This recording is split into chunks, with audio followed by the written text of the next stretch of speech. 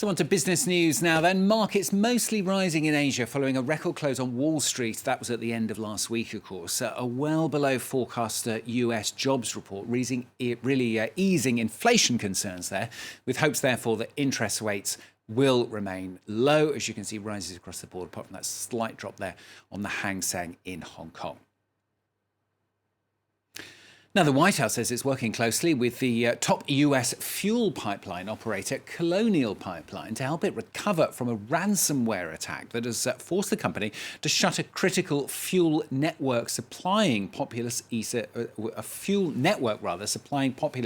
states.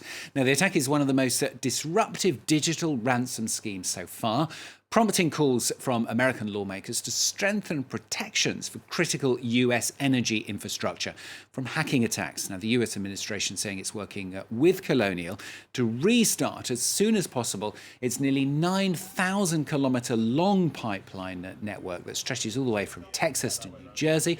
Many experts have been pointing the finger at the professional cyber criminal group DarkSide for that hack there.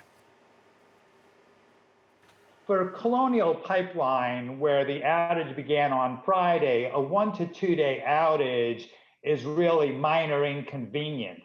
But because Colonial delivers to these terminals every 5 days, one can see that on day 4 or 5 of a Colonial outage, that we could see a much greater widespread impact through large areas throughout the Mid-Atlantic and the Southeast.